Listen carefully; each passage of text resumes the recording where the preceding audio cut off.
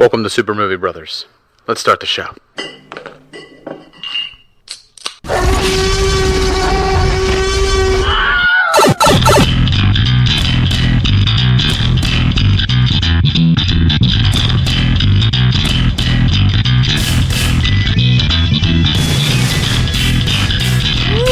Welcome to Super Movie Brothers, episode 174. Before we start the whole introduction shit that we normally do, I have to warn you guys, Jay is not here this week. For some reason, it is 50 degrees outside and he is at the beach. So I had to bring in someone else to host with us this week. And in honor of this person being here, I am wearing my Rocco's Modern Life t-shirt because just like Rocco, our co-host this week, Dudi from the Shaken Not Nerd podcast and Shaken Not Noob podcast is also from Australia. How you been, Dudi? I'm good. Unlike Rocco, though, I don't work as a sex phone operator because, look, my voice is like butter. It gets everywhere. It melts if it's left out for too long. It's like butter. Yeah, I'm very excited to be on the first episode of Super Movie Brothers. Been a long-time fan, first-time caller, and it's an honor to be on be a temporal bro for an episode. Well, the fun thing about this is that you are our number one call out, because you correct us so much that you pretty much get a shout out just about every episode.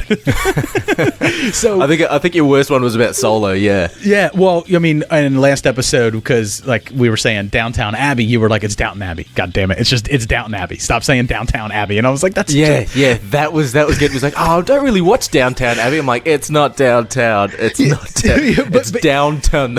And then, of course, before you even get a chance to correct me on the last episode, when we were talking about the Birds of Prey, I kept calling them the Mask Society. They weren't the Mask Society in the Birds of Prey trailer. They are the False Face Society from DC Comics. So I have to get that correction out of the way. I should just give you a producer credit on this show for how much you correct us. Well, look, when of course you start moving over to YouTube, you can have like the end credits and then just have pop-ups like executive producer, and then just have your Patreon people as executive producers and stuff. That is a great plan, and you are a Patreon as well, so you do get all the extra content that goes up. Well, look, for people who are on the fence about your Patreon, it's outstanding stuff. It makes work enjoyable. I listen to it when I'm at the gym. I need to be careful with what exercise I'm doing, but I listen to it whenever I can. Essentially, a new episode pops up, sweet, and then there's a Patreon episode. I'm like, fucking even better. So we are super excited to have you here, man. So let's find out what you've been up to this week. It's been 1 week since you looked at me. Cocked your head to the side and said I'm angry. This week, well, look, we've in Australia or in Melbourne at the moment is PAX, which is Penny Arcade Expo. It's sort of like an E3. It's the biggest gaming convention that we sort of have in Australia. And hey, Fuzzy and I have been... We get some PAX here. We got PAX East, which I think usually happens in Boston, and then we have PAX West, which happens out in Seattle. So we get the PAX. You get PAX. PAX is probably one of the biggest things that sort of we get. We get Supernova and we get Comic-Con, but gaming we get nothing. So we get PAX Australia. So yesterday I went to PAX and interviewed John DeMais from CD Projekt Red, and we talked about Cyberpunk 2077 and what we can expect. So there's a little bonus interview episode up now. We'll be going back to PAX throughout the weekend as well. There's Avengers hands-on, so I'm really keen to play some Avengers. I went behind closed doors and saw some Watch Dogs Legion, which... it looks fantastic. From everything I've seen trailer-wise, I was a little bit on the fence, but actually seeing raw gameplay, I'm sitting there going, okay, cool, I'm 100% on board now. Absolutely. That sounds awesome. Now, the only question I want to know is, like, obviously, now, I don't talk about video games on our show a whole lot, other than I mention when I'm playing them and stuff, because we're not a video game show, but you do have a video game show. You are the only video game show that I listen to, Shaken Not Noob. But, shucks. So, at E3, everyone went apeshit when they found out Keanu Reeves was going to be in Cyberpunk 2077. Then some later news came out where they're being cagey about whether you can romance him or not. I just need to know, when you were talking, doing this interview, did you find out how gaping of an asshole can we have Keanu Reeves having?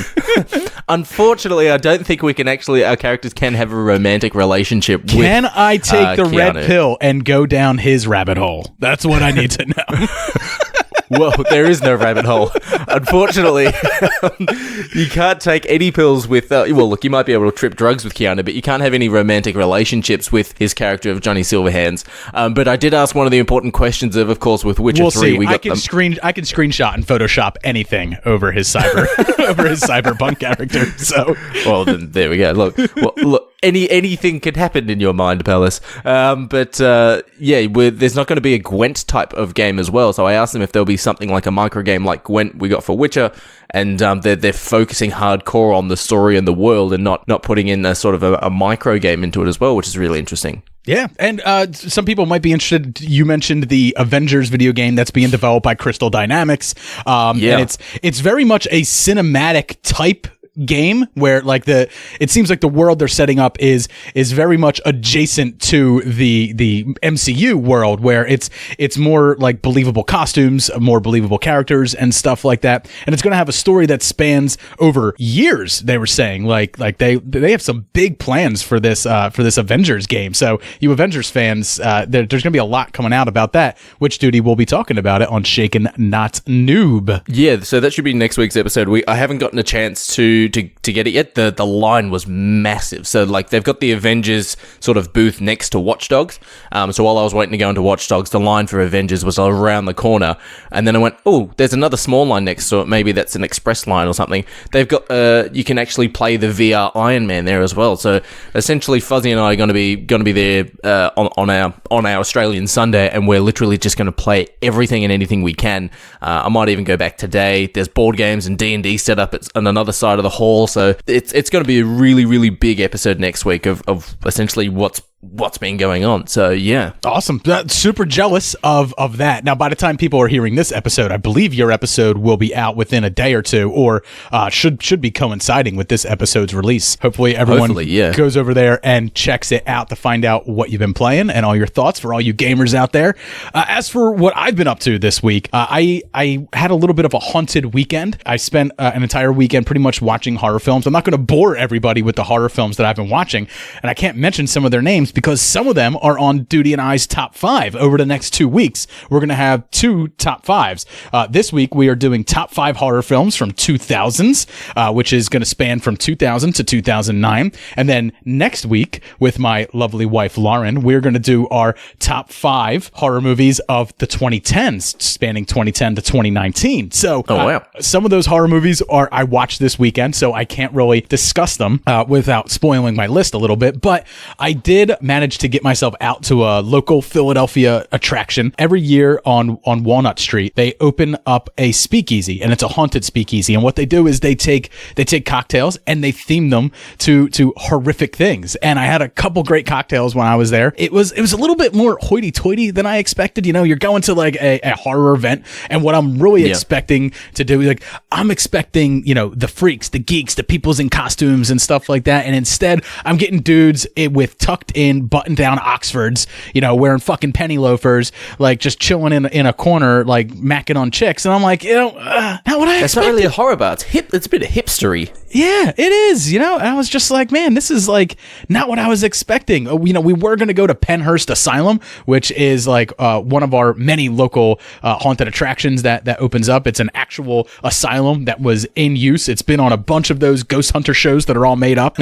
But, it is supposedly a real haunted location. Every year they have multiple attractions there. We were supposed to do that, but my wife bailed on me, and it just seemed weird. Me and my buddy Ryan going there, just me and him, holding hands through all the exhibits, getting scared, jumping in his arms. He's so big, he's so strong, he's so safe. He just feels safe in his arms.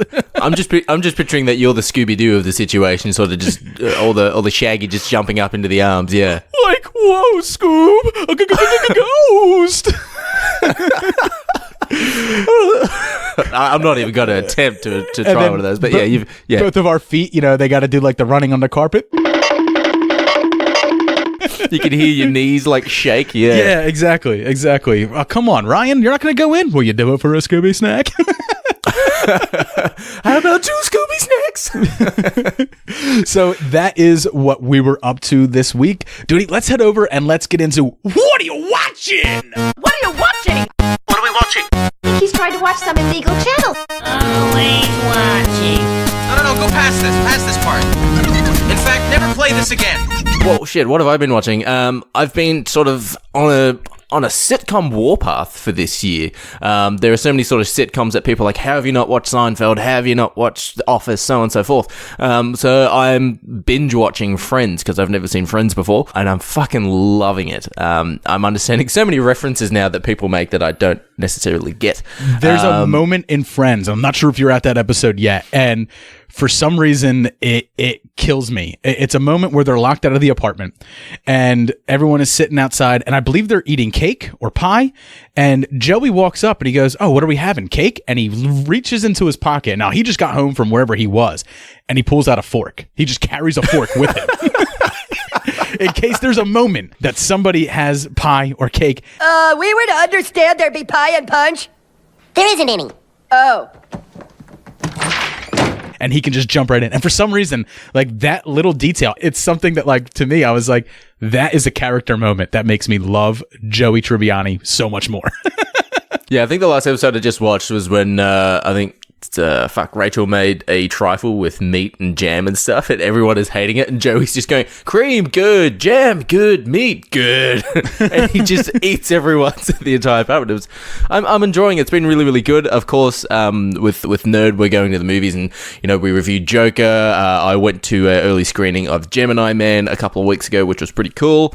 Yeah, you're actually going to have a review for Gemini Man, which just came out in the States this past week. So you're going to be reviewing that soon. Yes, so that was pretty interesting, and we got an invite to go see Jennifer Lopez's Hustlers, and I essentially sent the email, sort of showed the message to all the nerd guys going, all right, who wants to go to Hustlers? And everyone's gone, no.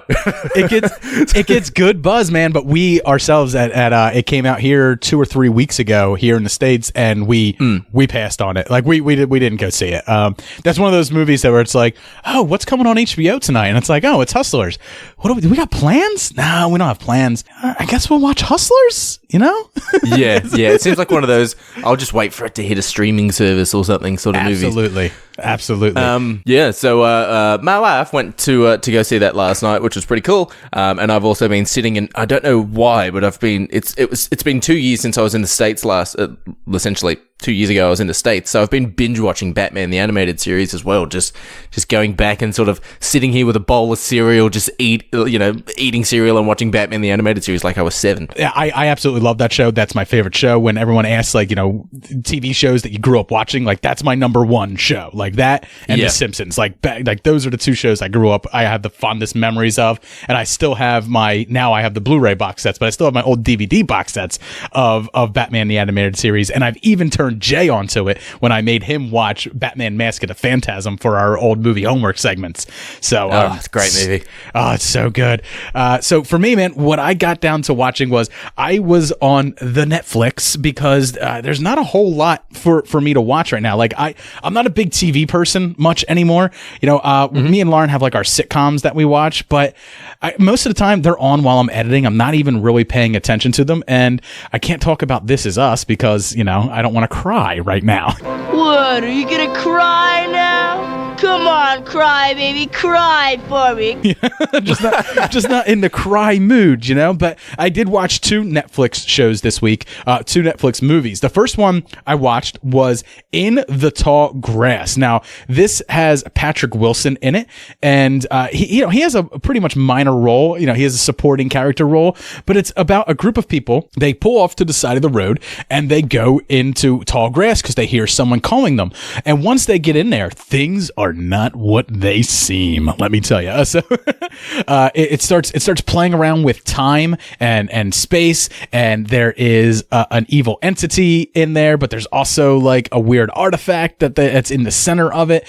And to be honest, the mystery box they built for me, I was actually having fun trying to figure it out. By the time you get to the end, though, I think I was just worn out on the whole concept, and I was just ready for it to end. So, I mean, if you got nothing else to watch, I guess it's a recommend. But honestly, there's so much other stuff that came to Netflix that you can watch. Big Mouth. I just watched the 3rd season of Big Mouth, and I don't know if you've watched that yet at all, Dudi. Oh, but I love Big Mouth. Nick Kroll and John Mulaney, they are absolutely hilarious, and that show is one that, like, if there is a level that is too far, they'll go too past it just for their laughs.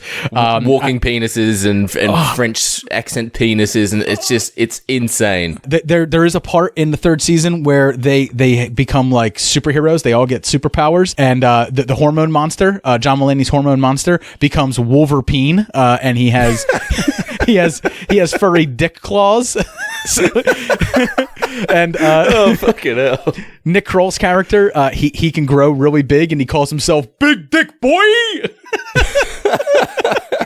So I just love the cast as well. Like you listen to it and you realize, like, there's Jason Mantzoukas, there's June Diane Raphael, all that sort of stuff. Oh yeah, Maya Rudolph is great as the female hormone monster. You know, it's a hilarious show, and I know I talked about it last year when the season came out. Like, I was watching it this year. I've always had it on in the background. I guess Lauren didn't pay attention to it, but while it was on, I think it was a moment where, like, one of the girls is using a mirror to check out her own vagina, and, like, they're showing it, and my wife's like, "What the fuck are you watching?" I was like, I had the exact same thing with Mon. I was watching it, and she came in going, "What are you watching?" Oh, she came in again, "What are you watching?" And and it was Big Mouth, and it was where Kristen Wiig was the talking vagina, and Mon goes, "What is this fucking crass shit?" I know, like, and I just went, "Watch it," and she loves it now. I feel like it's a show that you watch, and if people don't get it, you're watching it like porn. Like, if someone comes in, you want to slam your laptop closed and be like, I wasn't watching anything. Like, nothing. I don't know. Look, did you get your hair cut? You know, I picture if my mom saw me watching it when I was younger, I would get the Sheila Broflovsky. What?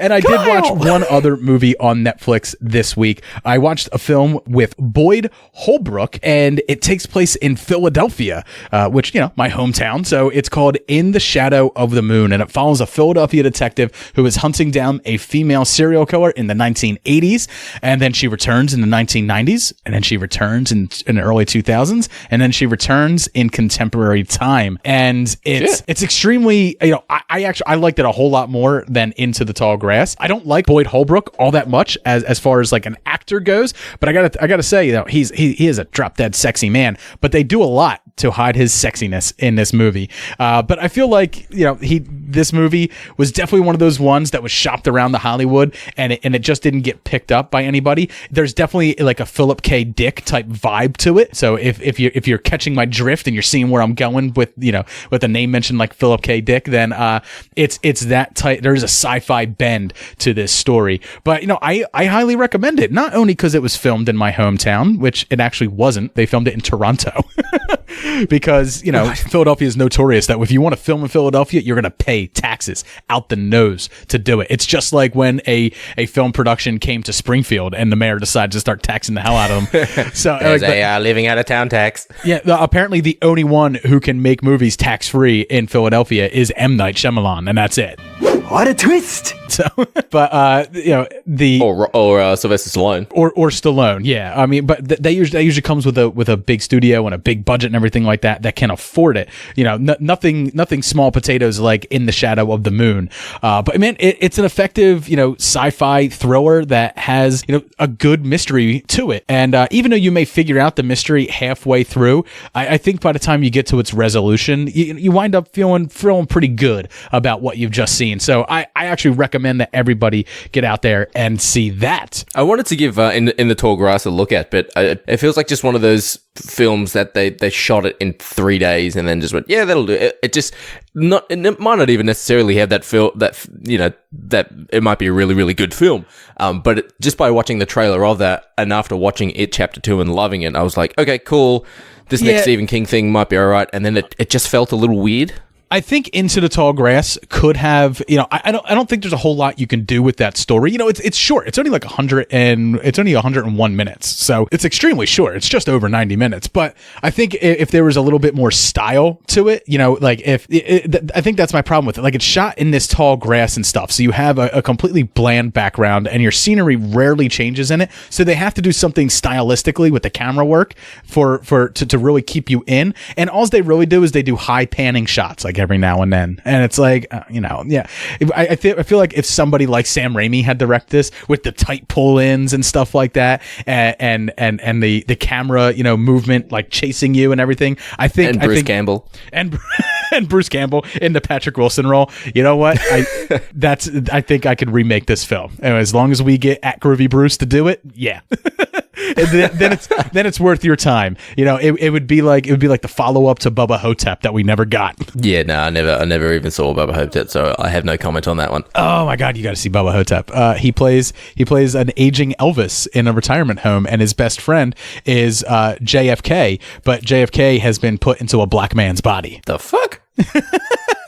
And they fight a mummy who's returned to life named Bubba Hotep. That sounds awful.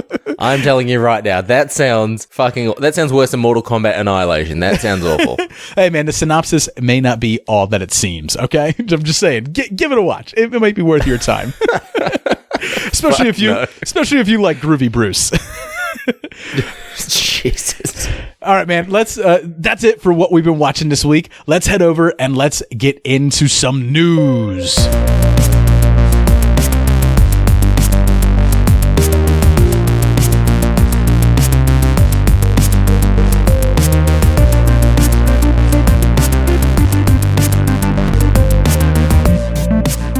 First up in the news department, let's get this one out of the way, because this one I find highly ridiculous, but also fun to talk about.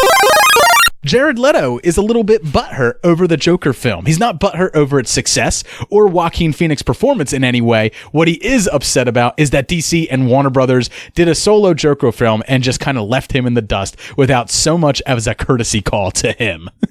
So yeah, I read about this as well, which is it's pretty funny if you ask me, because like there are some sort of production photos of Birds of Prey, and it's clearly it's not Jared Leto. It's like a stand-in who is, you don't necessarily see his entire face, but it's like Joker throwing something out of like a house window to Harley Quinn, and it's like clearly they didn't get Leto back because he'd be like, oh, I need to go full method again and send used condoms to Margot Robbie and a dead bat to fucking and Ben Affleck and stuff. I think Warner Brothers would have been willing to put up with him again if his performance was well received, and it wasn't. Like I think like Suicide Squad could have been a whole lot better had his performance been better received. But in the end, no one really liked it. It was far removed from any Joker that anyone had ever gotten before, and a lot of his method acting choices, I don't think people were going with. Like the choice for him not to truly smile throughout the film, but to use the tattoo on his hand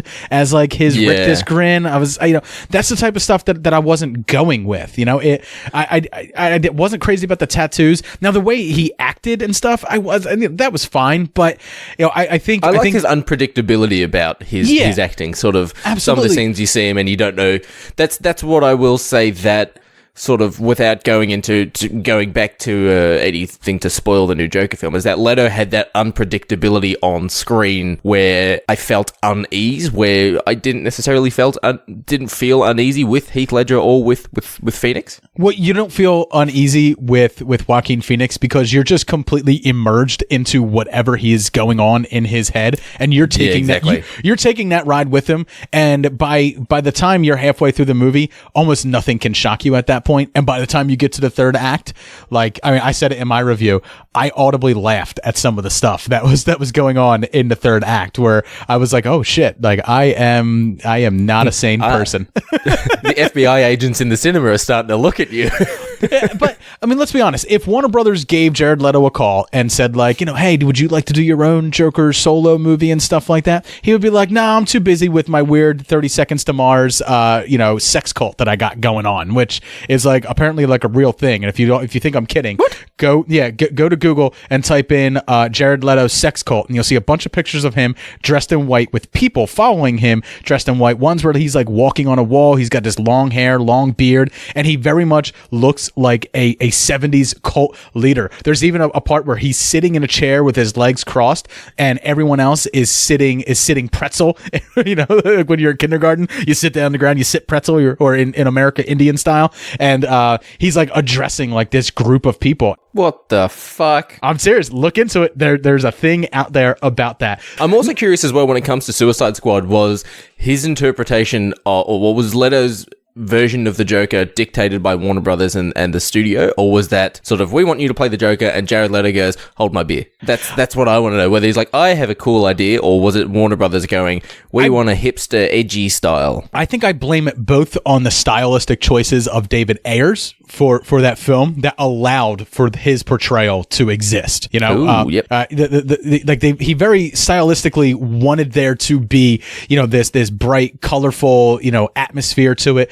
He definitely wanted to bring almost like a punk rock, you know, edge to it, and I think that's 100% David Ayers, which then, you know, influenced Jared Leto and how he was going to perform as the Joker. You know, I really think Jared Leto might have brought in a different performance had he had someone else reining that set in. Yeah, I just give me a fucking traditional bleached skin, permanent green hair, big, you know, massive smile. Like, give us a Hamill Joker. Give us another one of those. I like the interpretations we're getting, but I want a traditional. The nice part about DC Comics is with the pantheon of history, we already have it written in multiple different ways that you could recast Jared Leto and never use him again. We have Joker, who cuts his own face off and then wears his rotting meat mask of his own face. There is the storyline where Joker is actually three separate individuals in one. There's a storyline where he dies and is reborn and is a different person. So there's a lot of different explanations for why you could change who the Joker is. Not necessarily saying Joaquin Phoenix, but I am saying we're done with you, Jared Leto. We don't need you anymore. Next news story.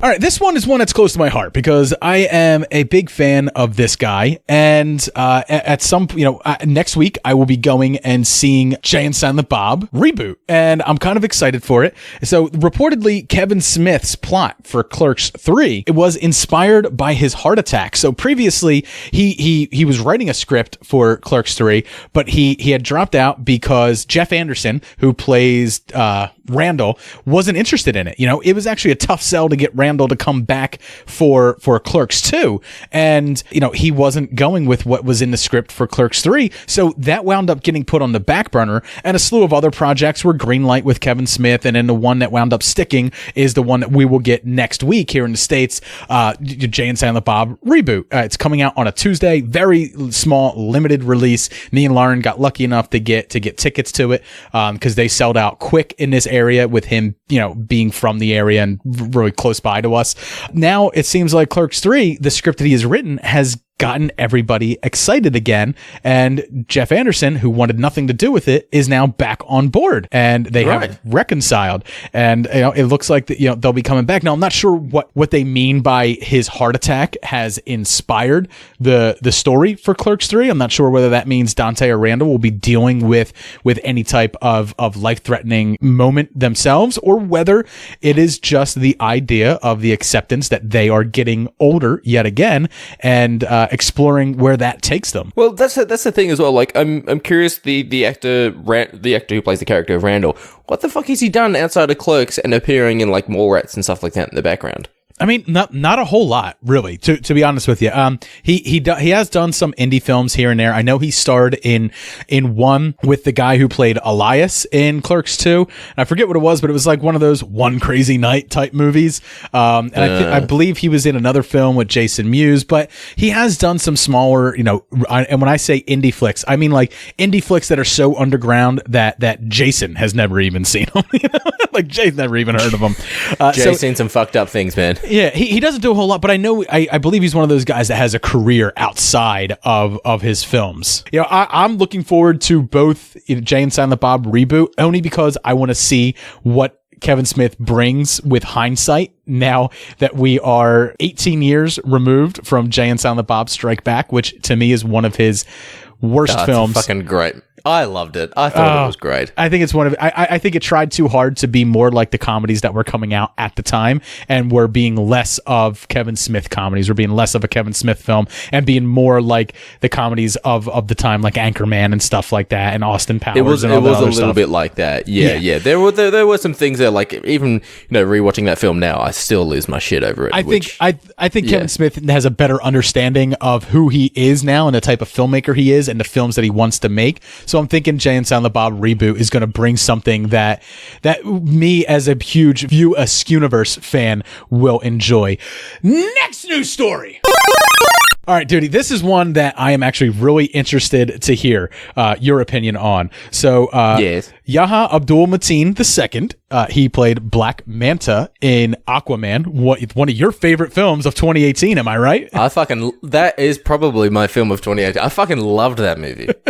So he was cast. He's been recently announced to be cast in Matrix 4 in an unspecified role. Now, last week on the show, we did a news story about how they were going to be looking for younger actors to play the roles of Neo, Morpheus, and possibly Trinity. My question is, do you think that he's being cast as a young Morpheus? I don't think he'll be necessarily cast as a young Morpheus. If they're continuing it, it's the internet. Theories are fucking everywhere, but there are theories that the prophecy of the One is a constant repeating circle because it constantly just goes around, sort of like the recoming of fucking Jesus or whatever, that right. It's a constant moving. They're rebooting it in regards to having, Keanu Reeves' Neo character is a program within the Matrix that is the next Oracle or something, perhaps. Who fucking knows what they're gonna do? The first Matrix, when it came out, blew everyone's minds. Like, that is one of those movies that is sort of like Fight Club and stuff like that, but the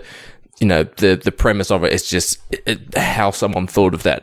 It could very well be. I would love to see a Morpheus prequel, like how Morpheus got out in his first couple of years or missions or something, but I don't think they'll be using that actor for a young Morpheus. It could very well just be like the new recruits that they pull out of the Matrix. But why would they care about pulling people out of the Matrix? I do think that he is cast as the young Morpheus, given the news that we got last week. I was looking at a picture of him, and I think with the bald head and just some sunglasses clipped on the nose, I'd go with it. I'd be like, all right, yeah. I mean, because let's face it, Lawrence Fishburne, have you seen him lately? I cannot see him wire-fooing his way through a fourth installment of The Matrix.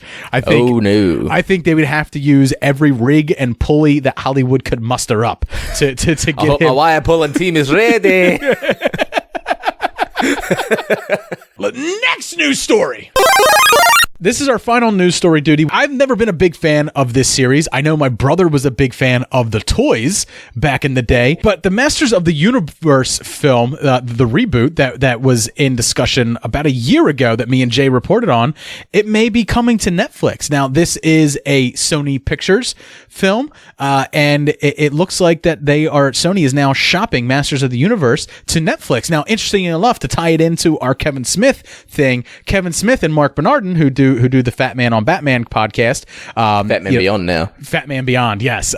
They do that podcast. They are actually doing a television show on Netflix, an animated series that is the Masters of the Universe. So obviously the relationship between Sony, who owns the property of He-Man, already exists with Netflix, and they were going to be making this film. But I think giving, the current marketplace that we have, I don't think people are all that interested in seeing a He-Man film. I really don't. I think with there are certain properties you can and you can't make live action adaptations of. Like, sort of sticking with the era of He-Man, Transformers. You could, like, Transformers, say what you will about the films because Michael Bay can't write a story to save his fucking life. But the idea of, Transformers and sort of hiding in disguise around normal life, great premise, you can do it, fine. But having essentially a character who has a blonde sort of bowl cut of a hair, he's in leather undies, he's got furry boots, you'll make an interpretation of the character on screen that will look nothing like the character of He-Man, that will piss off the hardcore fans, and then you go, Dolph Lundgren's we're just too old. You can't get Dolph back. No. And if you change He-Man too much, they're like, whoa, we're changing He-Man, let's make Skeletor, let's change Skeletor. Let's, rather than making him a skeletal man, let's make him a half horse centaur man where he's got wings and he can fly around, because that's what the kids think are cool. There are some properties you literally cannot adaptate into a live action film, and I think He-Man is one of those. Right, and I think the people who are interested in this film, grew up playing with the toys, grew up watching the He-Man animated series in the 80s, and possibly grew up liking the Canon Films Masters of the Universe.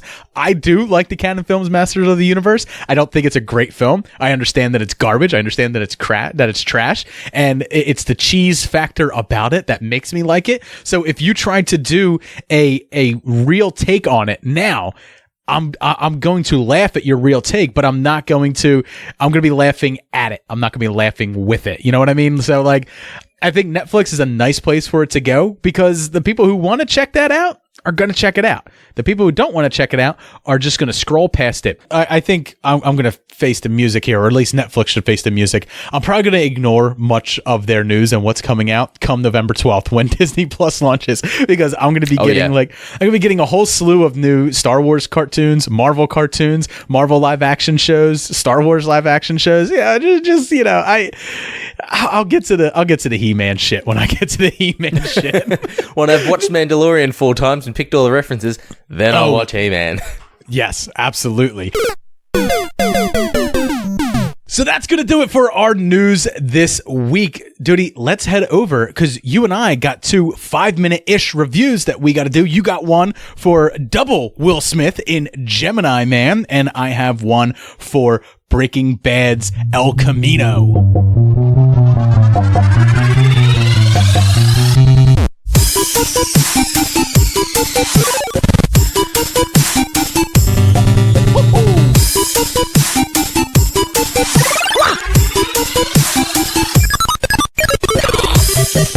All right, so let's get into some brief 5-minute-ish reviews. So coming out, what came out this week here in the States, Dudi had actually gotten an early showing of it, because apparently studios are far kinder in Australia to their podcasters than they are here, and no premieres are happening in Philadelphia. So you actually got to go to the premiere for Gemini Man. So what did you think of it, man? Just spoiler-free, brief 5-minute segment. Like, what did you think of Gemini Man? Tell me something. Why is it so hard for you to kill this man? I am just an icon living. He knew every move of mine before I made it. Icon living.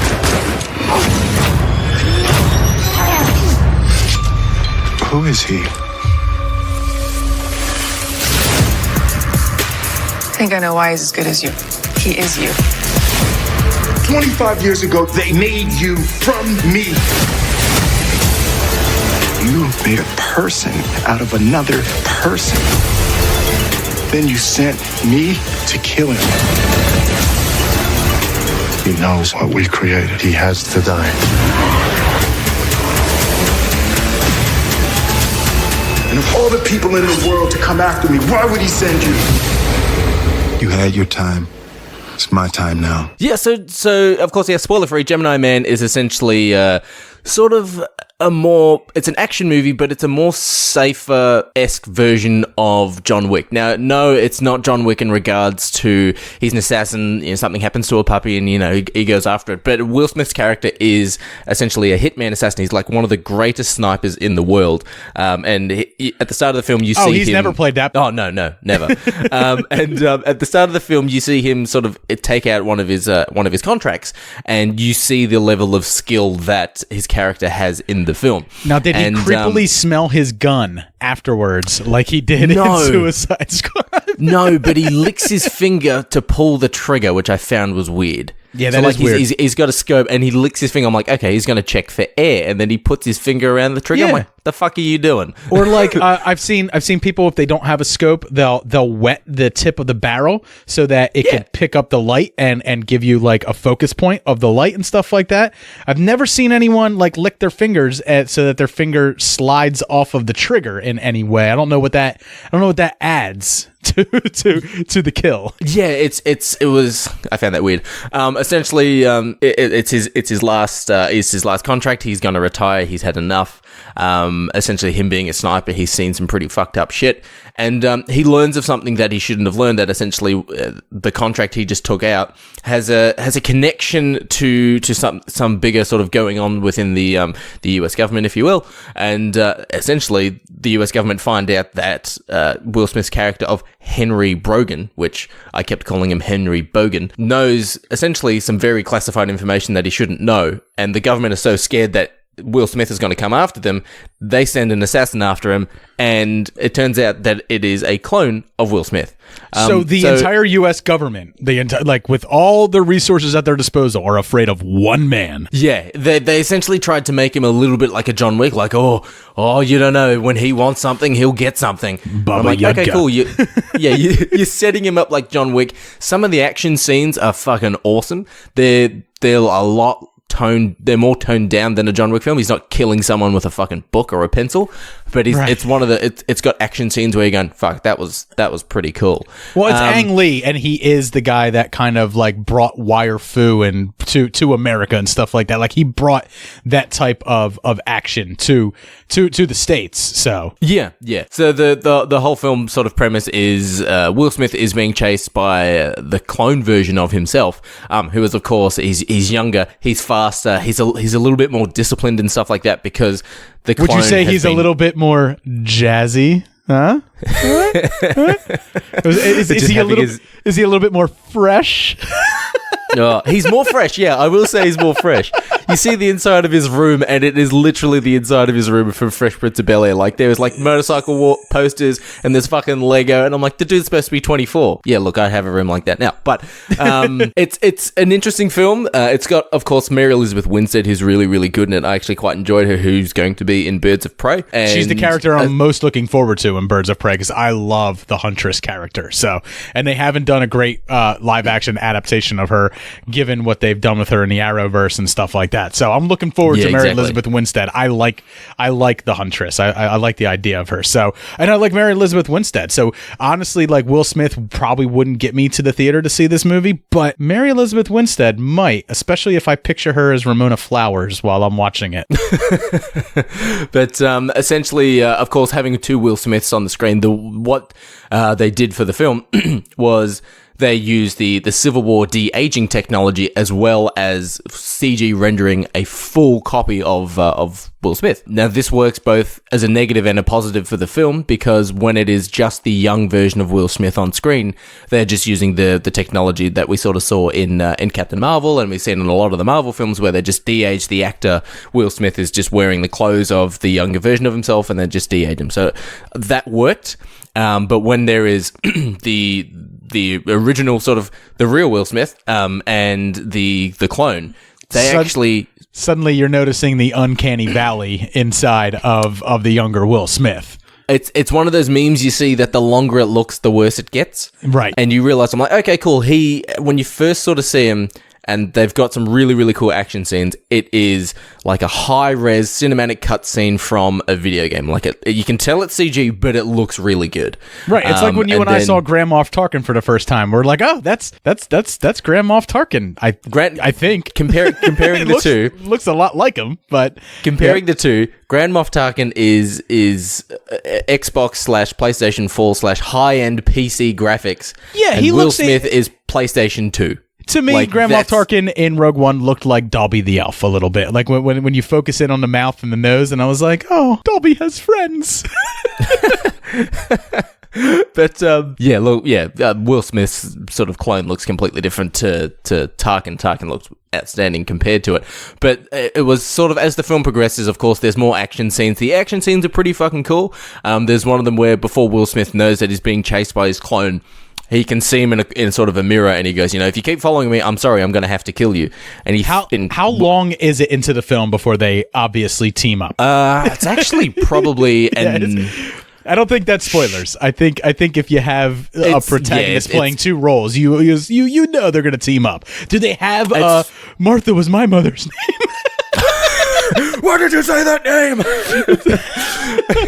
I'm implanted with your memories, you idiot. You got to go back to West Philadelphia. West Philadelphia? Were you born and raised there? Fucking yeah, I was. So was I. It's like, shit. Where are you really at? Like, I started messing around with a couple of guys that were up to no good. Started making trouble in my neighborhood. And it's like, me too. Fuck, that would have been the best scene for this film if he's about to kill him and he starts singing the Fresh Prince The song. end credit scene is him arriving in Bel Air and Uncle Phil is in the uncle, doorway. He's Uncle Phil. Old Will Smith is Uncle Phil. And suddenly it was triplets. it was triple line man. I wouldn't know what you would call three Triple people. eye man. I get Gemini Man, yeah, the whole zodiac symbol and stuff like that. So, all right, so I mean, obviously you were impressed with the action. So action fans would definitely want to see it for the slick action that's going on in it.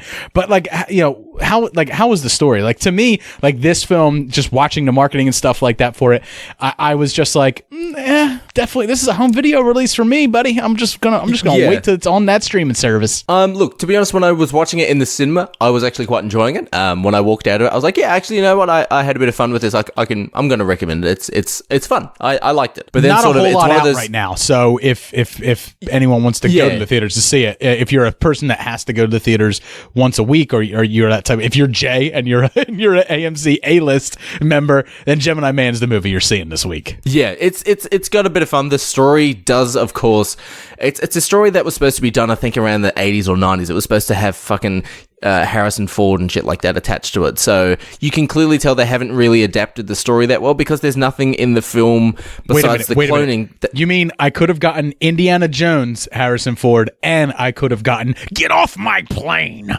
Harrison Ford? You could have gotten Indiana Jones Harrison Ford and Indiana Jones Harrison Ford is what you could have gotten. Or you could have gotten Han Solo and Han Solo. Look. They wanted me to do this stupid movie where I was like fighting a younger version of myself, and I looked at them and I just said, "Are you fucking kidding me? How are you gonna make me look younger? I gotta finish this joint, and then I'm gonna go fly that plane. You come back when you have a movie that's gonna have me on a plane." And that is how they came to him with Air Force One. Now we're talking. You want me to be the president and I'm on a plane? I'm in. Jesus. Still one of the greatest action stars of all time. Every time I see Harrison Ford in an interview, and I see the craggedy old man that he is, and he's mumbling and he's just like sighing, like he's bored with everything in the entire world, and I go like, that man had a hand in raising me. The film's got Benedict Wong in it as well, who's actually really, really good. He's my second favorite Benedict in Hollywood. Yeah, he's got a bit of a sort of a comedic relief, but also he's a character I found I was caring more for besides Will Smith. Like, anytime he was on screen or there was a bit of danger that involved him, I'm like, make sure he's all right. You didn't sympathize with the guy who kills hundreds of people for a living? Well.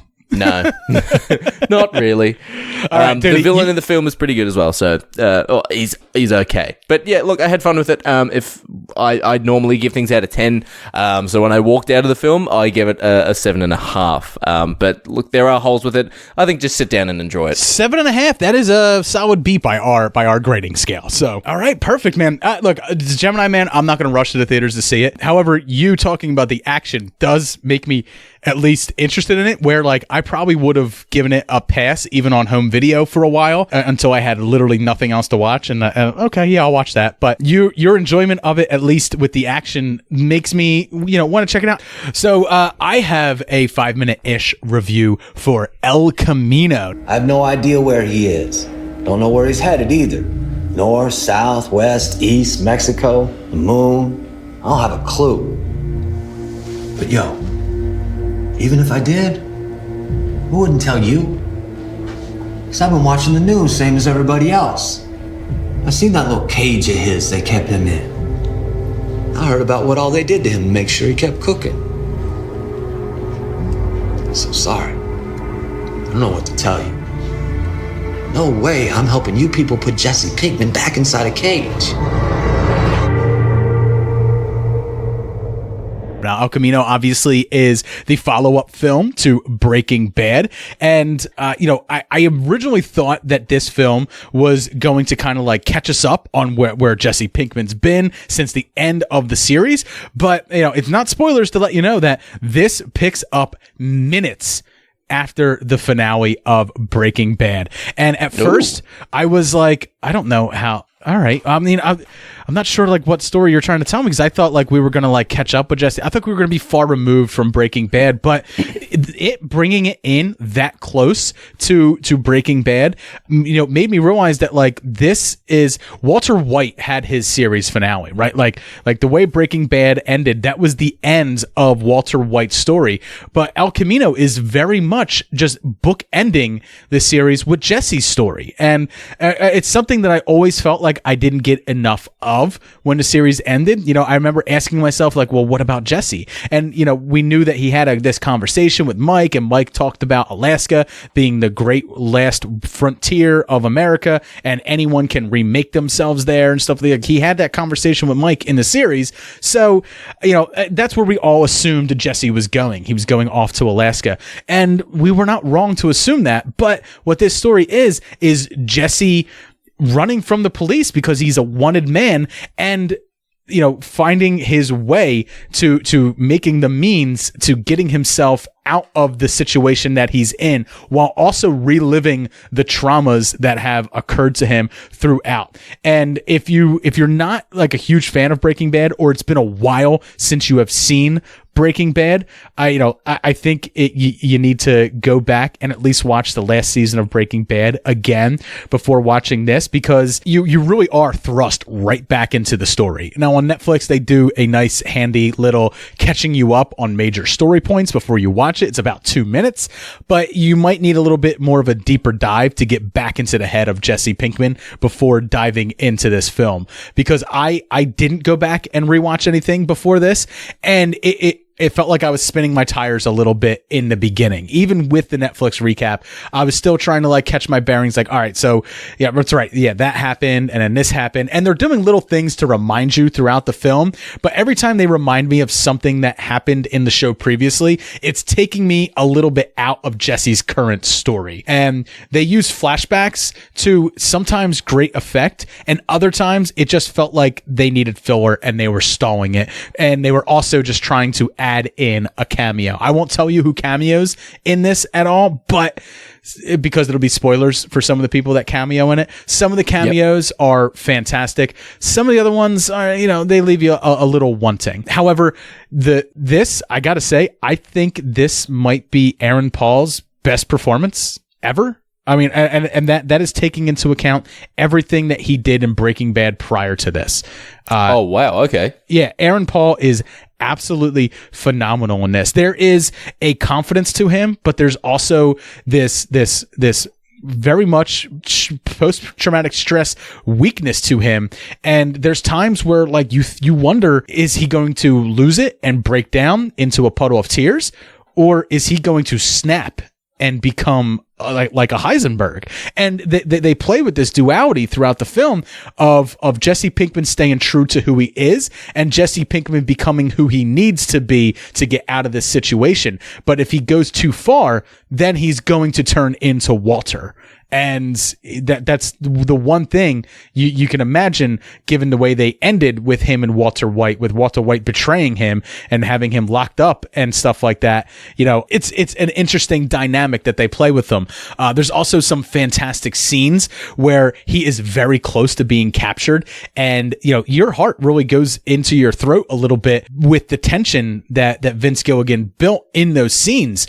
There's a lot of quiet moments in this film, and it's definitely not the type of movie that a Breaking Bad virgin can just jump in on. But if you took that ride before and you're willing to take the ride again just to see where Jesse's story ends, you owe it to yourself to watch it as soon as possible if you haven't already. I mean, I would be giving this an A-. Like it's an A- film. Shit. It's worth your time. If this cost money and this was in the theaters, I would have paid money to go to the theaters to see it, because Aaron Paul is absolutely phenomenal throughout the entire film. And it makes me excited for seeing him more in Westworld in 2020, Westworld season 3. Yeah, that's right. I did sort of see that he was coming into Westworld season 3.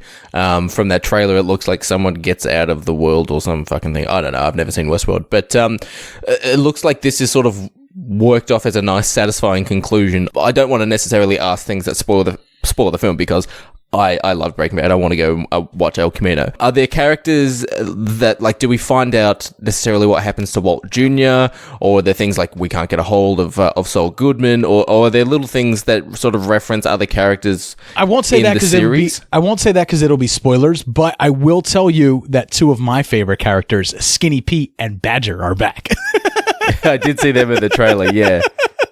And I love Badger and I love Skinny Pete. So now I think I'll just say that this is more of a Jesse-centric story. So if some interaction he had with them in the past was significant to him now, he is reminiscing on it, and a lot of the cameos are showing up through flashbacks. Okay, cool. Well, I'm looking forward to watching it. I did like Breaking Bad. I found it took a couple of seasons to get into it, but as soon as I was hooked, it was fucking fantastic. Right. So I'm looking forward to seeing what happens. I really think Vince Gilligan, after Better Call Saul is done now, just took a look back and went, there's one last thread I have to tie up before I say goodbye to Breaking Bad. And I think that this was the right call. This was going back to this and telling the story, given, how it was given to me, seeing who Jesse's become and who he wants to be moving forward. I really enjoyed the ride. So, I'm probably going to watch it again, to be honest with you. Like, I would probably rewatch Breaking Bad. I'm due for a rewatch. I haven't seen it since my wife watched it. That was about 3 or 4 years ago. I think I'm due to rewatch the entire series and then end it again with this movie right after the series ends and see how it sits in my mouth after that. Yeah, that's actually a pretty good way of looking at it, because I know that they did that Deadwood movie as well, and that just sort of did not sit in my mouth well. All right, so Dudi, that's it for our 5-minute-ish reviews. Gemini Man, we're going to be giving a B2, and then if you're a fan of Breaking Bad, then El Camino getting an A-. Let's head over. Let's get into our top 5, because it is October after all. It is the Halloween season, and we're going to be doing our top 5 for horror movies of the 2000s.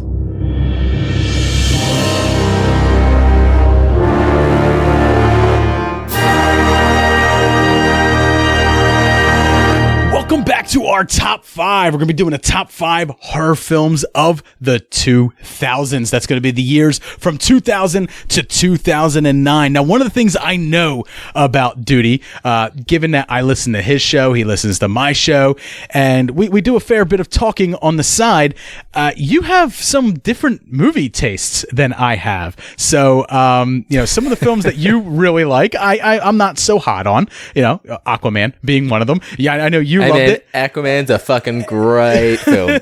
Look, I enjoyed what I got, sir. I enjoyed it. So I'm not knocking the film. I mean, much like me and Jay's list, these are going to be coming from 2 separate camps. So I am very interested in hearing your top 5 and some of your honorable mentions. So let's get started, man. I think I've got more honorable mentions than I have top 5. So there you go. Fair enough, man. All right. What is your number 5 horror film of the 2000s? My number 5 horror film, I put it on my top 5 list because it introduced me to 2 iconic slasher horror characters, which of course is Freddy Krueger and Jason Voorhees. So it is 2003's Freddy and Jason. Welcome to my world, bitch. I should warn you, princess. The first time tends to get a little messy. And before people get on your case, I always like to remind people, me and Jay always want to remind people, these are our personal lists. We're not saying that these are the best. These are just our personal top 5s. So, all right, Freddy versus Jason, man, there is a lot of fun to be had in this film. Yeah, it was the first horror sort of film that I ever saw with these 2 characters. And from this film, it sort of made me go, okay, cool. Well, I like the idea of, they don't necessarily show it that much in the film, but I'm like, okay, cool. So Freddy is someone who isn't in the real world and he kills people in their dreams. So that made me sort of go, okay, cool. And then start to take a look back into the Nightmare on Elm Street sort of series.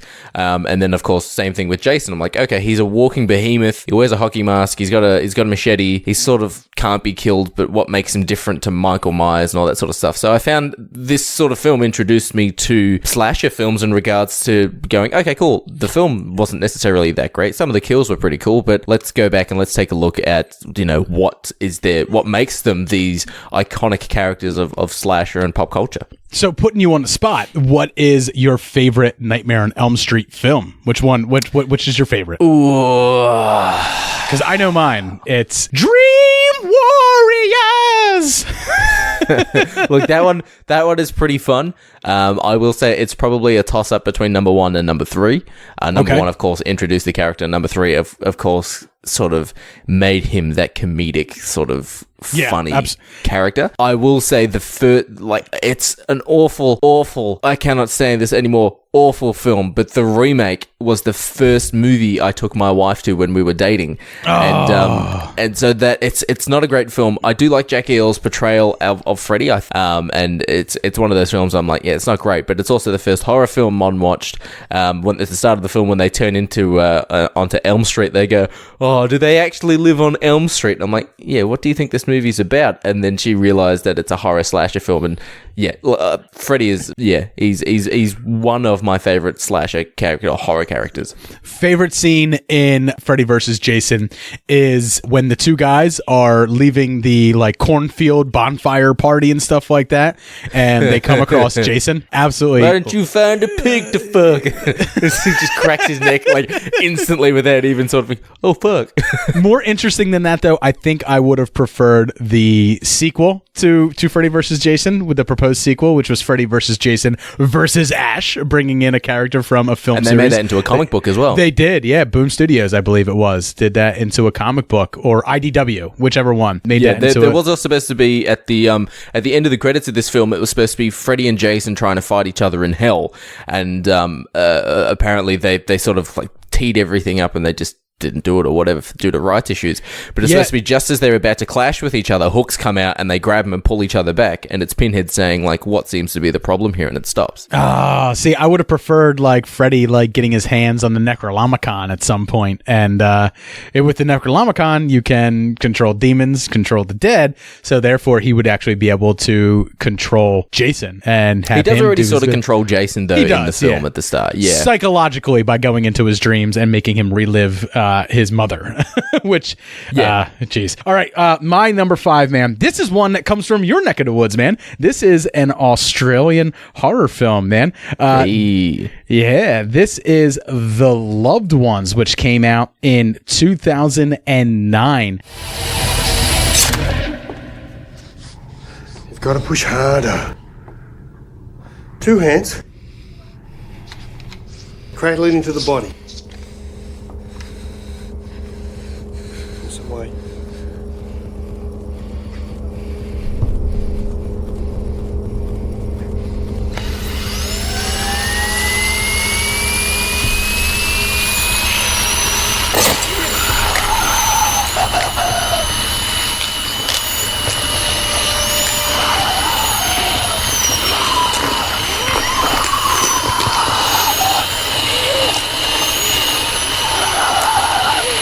Stop. It was directed by Sean Byrne, and he directed another film that I really liked that I just recently saw last year called The Devil's Candy. But, The Loved Ones, I absolutely love. It's about a girl. She lives, I don't want to say deep in the outback or anything like that, but she lives on the outskirts of town. She goes to school. She's the quiet girl, and she has a crush on this guy. The guy agrees to take her to prom and everything like that. And when he kind of disses her and her father turn out to be these very clandestine, sadistic type people who then kidnap him, bring him into their house, and proceed to torture him for about an hour and a half. And Jesus. Yeah, I absolutely love this movie, man. It was both beautiful in the simplicity of it, but also in the score and in the way that they chose their shots. A lot of like close in shots. So a lot of times, like, you will see some viscera, you will see some horror throughout the film, but the majority of that stuff is regulated to the horror in the individual's face that is being tortured. And there's something that is unnerving and unsettling about that. But then there's also this level of depravity to it where, you know, the father and daughter dynamic between the two psychos that are in the film, it borderline makes you uncomfortable, not only because of the lengths that they're willing to go to torture and hurt somebody for having wronged them in their perceived way, but also in just the nature of their relationship. like there is incest in it, and it makes you cringe. And anything that can make me, like, I am a pretty much seasoned horror vet, anything that makes me cringe a little bit ticks it up a little bit on my octaves and makes me immediately pay attention to it. And The Loved Ones, if you haven't seen it, I know it's not like everywhere. It's not one of these type of horror films that is, you know, constantly being mentioned in our lexicon and stuff like that. But I think it deserves a place for people to definitely, especially horror fans, to check it out. And if you haven't, Dudi, I don't know whether you'd like it. I can't say because we do have different tastes, but it's something that I truly enjoyed and want to impart on other people. I might take a look at it if it's as good as you're saying it is. You've got, like, I think like a 50-50 strikeout film recommendations at the moment. So yeah. Fair enough. Yeah, I highly recommend it. All right, Dudi, what is your number 4? Well, my next one is, of course, it started in the 2000s, and of course we got sequels basically nearly every year for that one as well. It is 2000's Final Destination. Is there a problem, sir? What's your fucking problem? Alex, qu'est-ce que c'est? Qu'est-ce que c'est? This fucking plane's gonna explode! Shut up, Brownie. You're so not funny. This is your idea of a joke. We tolerate It's not a joke! It's not a joke! Alex, take it easy. It's not a joke. Sit down, The Brownie. plane's going down! We will remove you from this aircraft and up with idiots. Fuck you, I'll remove myself! Get up!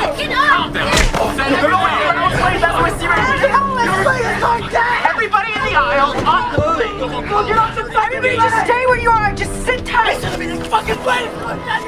Oh man. Yeah, it's one of those films that it's sort of it's freaked so many people out in regards to, you know, you're driving on the freeway and you see one of those trucks carrying giant logs on it, and if you've seen a Final Destination film, you're immediately changing lanes and overtaking the fucker because there's no way in hell you want to be behind that thing. It's one of those, gets a little bit stupid and sort of too creative with some of its kills, which as the series sort of goes on, like, okay, no one is going to fucking die that way. That is absolutely ridiculous. And sort of, you know, if you work in some sort of the safety and risk fields, there's absolutely no way sort of machinery and equipment work like that. But I like the aspect of, you know, a person has cheated death because they got a premonition of how they're going to die, so they sort of escape the situation or leave the situation. Death feels cheated, and Death goes, okay, cool, well, look, you were supposed to die. Okay, I'm going to try and find a way to kill you, but you actually can't kill yourself. So as the sort of the series evolves, you see people try to shoot themselves in the head, or you see them try to hang themselves from the ceiling,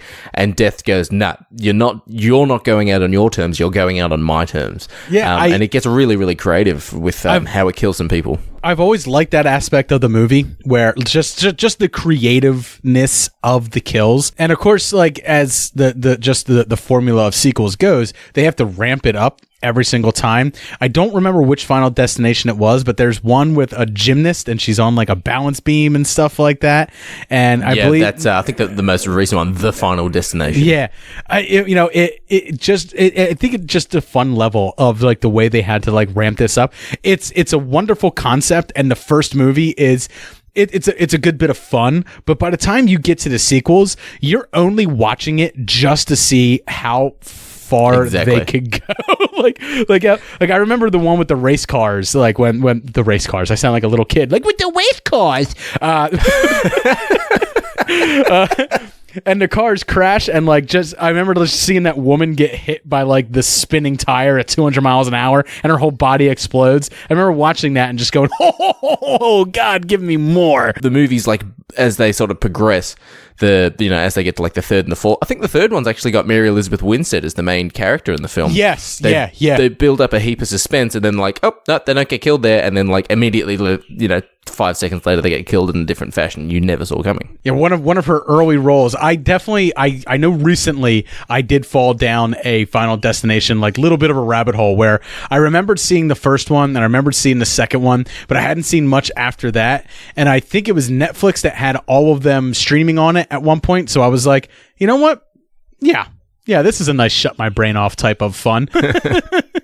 All right, man. My number 4 is 2008's Martyrs. You lock someone in a room with no light. Soon they begin to suffer. Then you feed that suffering. Slowly, methodically, systematically, coldly, for a long time. Martyrs are very rare. A true martyr is a special person. They are exceptional beings. They withstand paralyzing pain, young lady. They can survive total deprivation. They carry all the sins of the world. It's their sacrifice. This is one of those, like, I can't remember whether it's French or French-Canadian horror film. But it is, for me, it is subtitled, but this was an absolutely fantastic watch. So like a girl who was abused throughout her childhood and stuff like that. She finds another person who is much like her, and they exact their revenge on a family in an extremely brutalistic and nihilistic type of way. And it is extremely, and I got to tell you, extremely graphic. But what it does is it also makes you feel for this main character. Like, while you may be shocked by their actions, the emotions in the film, like the amount of emotion that this film makes you feel for the tortured, for the people that are exacting their revenge for these two girls, is it almost has no right being in a horror film. And in my mind, like, this is not the type of horror film you just pop on because it's Halloween and you want a little bit of like, bloodlust, or you just want a little bit of like gore and stuff like that. It's an extremely heavy film, and it is something that I gotta say, like, for extreme horror fans, it's just right up your alley. If this level of torture and this level of gratuity and violence is not your type of thing, then you should avoid this film like the plague. But it has a great story that just it's telling about humanity and how violence affects us, and the way that they are, when you've been abused or you've been beaten and tortured, how violence affects both the character in the film and how you as the audience are feeling about violence watching it. So, is it more of a horror film, or is it more of a gornography film? I would say less horror. Yeah. Less. Okay. Yeah. Definitely less horror. The gore aspect of it is only meant to elicit an emotional response from you. I want to say, like, I can't recommend it enough, but it's one of those films that, like, I would only recommend to certain people. So to certain people that are angry, that want to get revenge on people without actually doing anything about it. Maybe not those people. I want to inspire them, but what's that? You hate your boss? Watch this. But like, this is the type of film that, like, I would recommend to Jay, who's into like a deeper character study in something, where like, he really wants to get into the mind of the person who's performing these acts and getting to the reason and stuff like that. So it very much is like a character study in that way. All right, Dudi Man, what is your number 3? My number 3 is it's a film that sort of reinvented a iconic horror sort of aspect genre of film, and sort of I actually had as a kid an actual massive phobia of them. And it's 28 Days Later. Man walks into a bar with a giraffe. They just get pissed. The giraffe falls over. The man goes to leave, and barman says, "Oi, you can't leave that lion there." He says, "No, it's not a lion. It's a giraffe."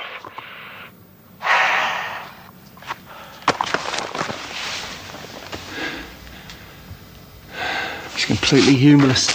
All right, my friend. I'm going to stay mute while you talk about 28 Days Later, my friend. It's essentially like it's the sort of a zombie-esque outbreak film. They're not technically zombies. They're not like shambling around and stuff. They're actually the complete opposite. They are full ball sprinting at you.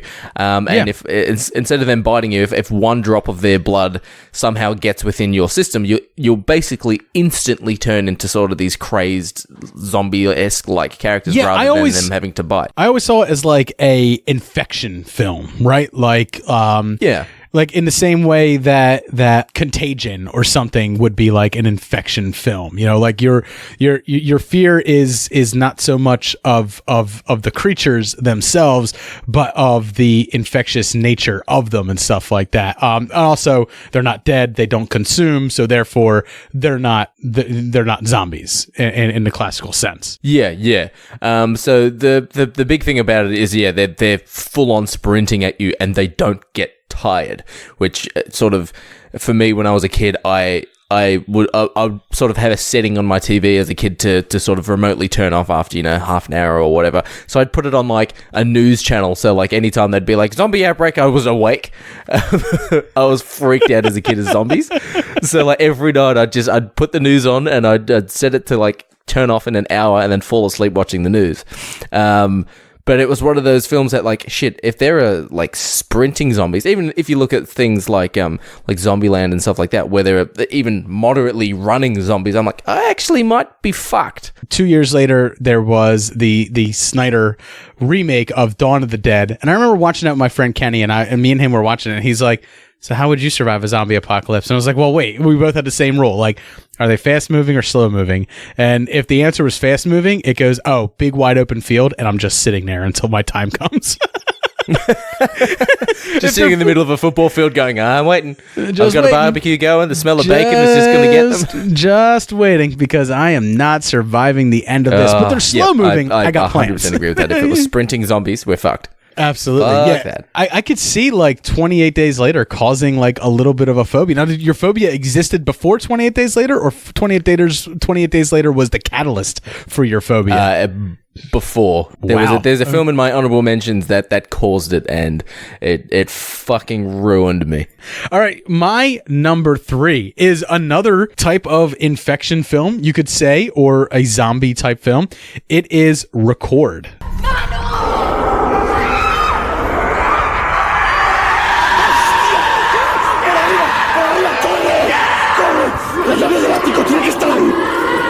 I believe Spanish film. I don't quite remember, but I remember being affected by this. They did make a US remake of it that was called Quarantine a couple years after this came out with Jennifer Carpenter. Yeah, she played the sister in Dexter, I watched Quarantine a couple of weeks back for the first time. Yeah, so Record is actually the original version of it, and it is all subtitled. And I got to tell you, I mean, it seems like everyone from every other country but America does horror better than we do. Just 100%. Everyone else does horror. I don't know about that. You guys have got some iconic ones, and you've just had It as well. That's true, but I think like getting into like the nitty gritty of it, getting into the detail of it has to go to like the international crowd. But this is a movie that where like people are locked within an apartment complex. It gets quarantined off. They are left to survive with the firemen who came in there to rescue them. And in this film, they call it super rabies pretty much. But in later installments of the film, there's a priest involved where they kind of find out that this is more of like a legion type thing, like Jesus saw all the possessed pigs, and all the possessed pigs looked at Jesus and they said, we are legion, where this is all people being possessed by one entity, one demon. Right. Yeah. So that is in Record. That you start finding that out in Record 2. Then you get to Record 3 and Record 4, which are absolutely just bombastically ridiculous films that are just super fun to watch. They have no deeper meaning than what is on the surface. Just one person surviving in a found footage setting against zombies. I believe one is at a wedding and one is on a cruise ship in 3 and 4. But in one, They are just in this apartment complex, and the way it builds tension. The film is practically almost shot in handheld cameras, but then they do the night vision, which really creeps you out. They used it to great effect. And the end of this film, while some people think that it's kind of a letdown, to me, it is an absolute build up of suspense throughout the entire film, that at the end, while it may seem quiet, the suspense that they build in that final scene, just by the time the film ends, it's just a release. You're just like, oh God, thank God it's over. Like, you feel like you're with those characters hiding in these corners. And it's also brutal at the same time. The same sort of ending? I assume it's exactly like a carbon copy of Quarantine as well. Then Quarantine very much cloned this film. Yeah.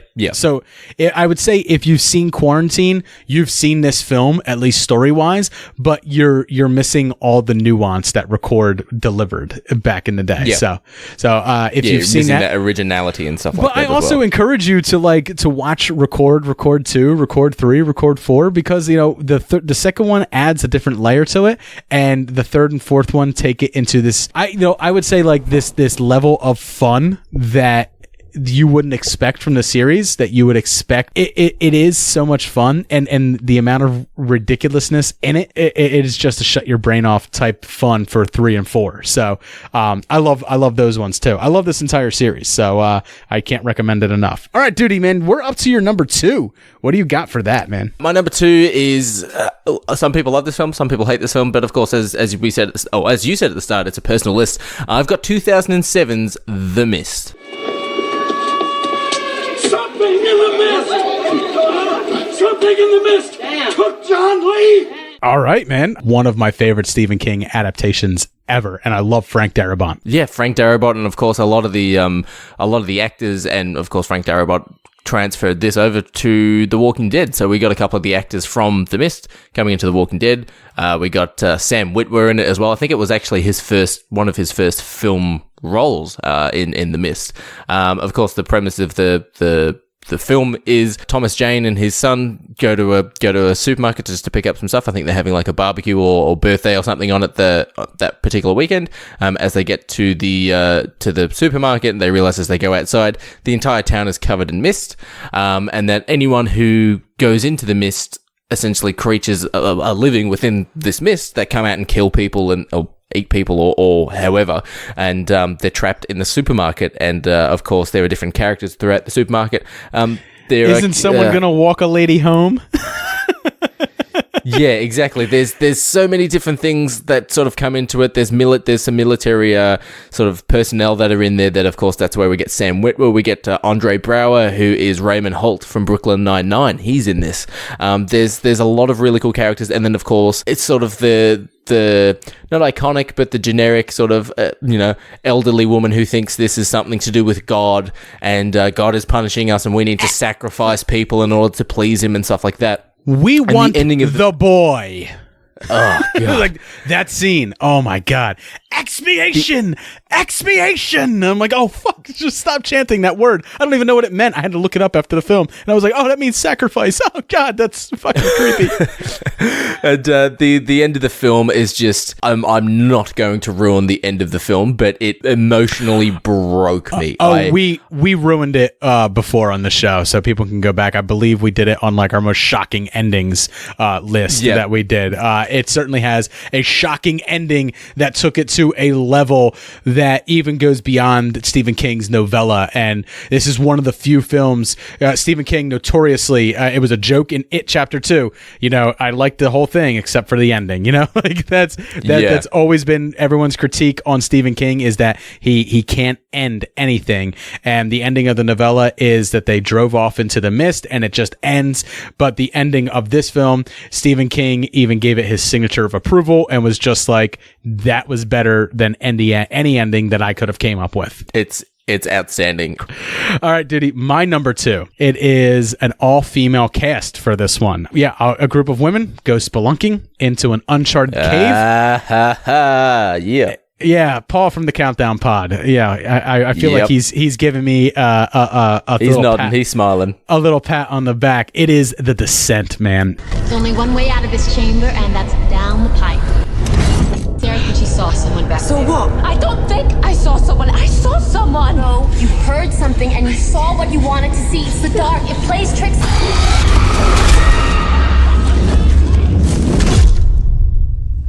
Great movie. I got to give it to this movie because this movie wouldn't be as great as it is without the setup for the interpersonal relationship between the women at the beginning of the film. Yep. You know, the turmoil, the inner turmoil that's going on between them, and that gets flushed out throughout the film. But also just what effective creatures, right? And really effective gore. And the film did such a fantastic job of both making you fear the creatures, but also fear the environment, which reminds me a lot of, you know, something like Alien, where like it's claustrophobic. You're stuck. You're in this place and you can't get out. And it's corridors and it's close and everything is claustrophobic. And on top of that, you're dealing with these creatures on top of it. And, you know, it's by the time you get to the, I mean, the puddle of blood, really, like the blood pond, like at the end of the movie, where it takes a turn to like this absolute visceral horror film that I truly respect it for what it did, for the visual aspect of it, but I also really respect it for the interpersonal relationships and the way they made me feel for the main character.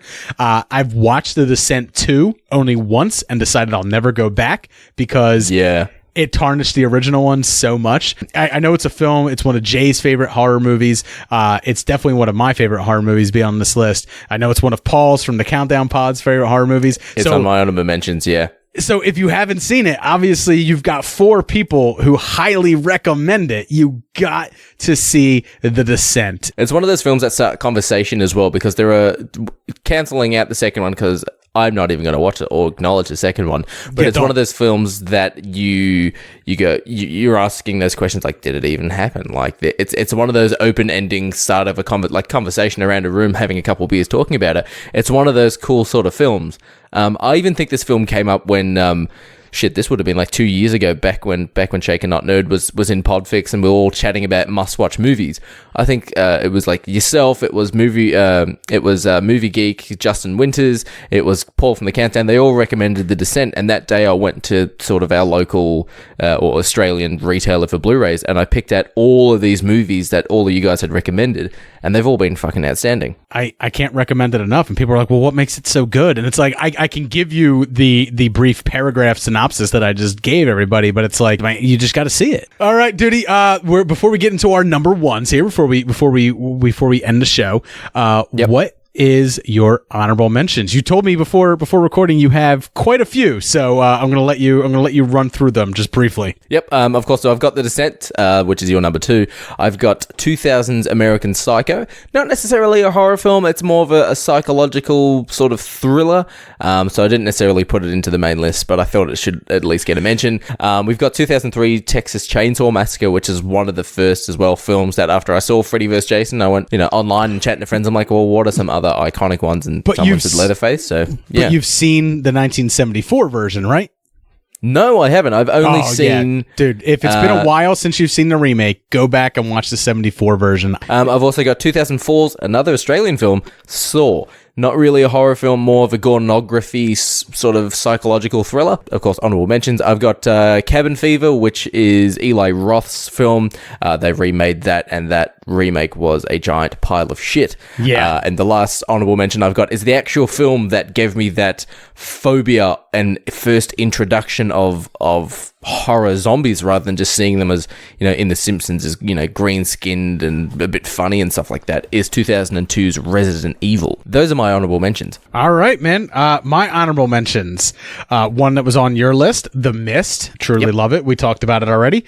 Saw, an early outing for both James Wan and Lee Wanell. And Lee Wanell went on to make one of my favorite films of 2018, Upgrade. And obviously James Wan, we all know now in our lexicon as one of our great modern directors for big blockbuster action films.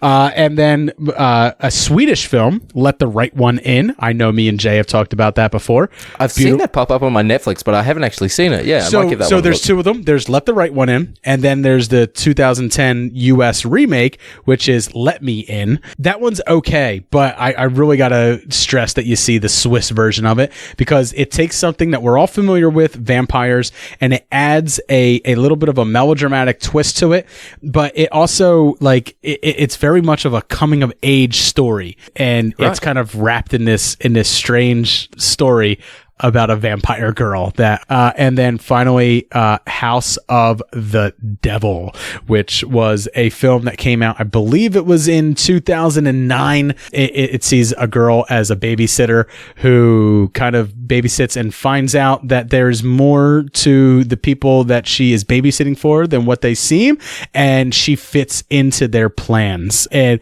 it's streaming on Amazon Prime right now. If you haven't seen that film, I can't recommend it enough. As far as horror films go, House of the Devil is, if this was a top 10 list, it would 100% make my top 10 list. All right, Dudi, we're here. We're at your number one. What is your number one horror film, 2000 to 2009? Look, I'm probably going to get a bit of slack.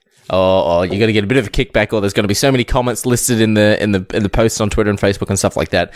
Of course, 2002 Resident Evil was the film that shook me to my very soul of zombies, and this film sort of went, actually, you know what? It's pretty funny.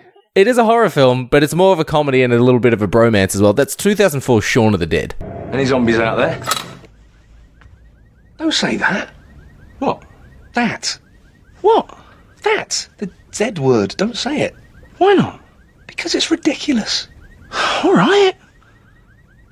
Are there any out there, though? Can't see any. Maybe it's not as bad as all that. Oh, no, there they are. Okay, let's do this, yeah?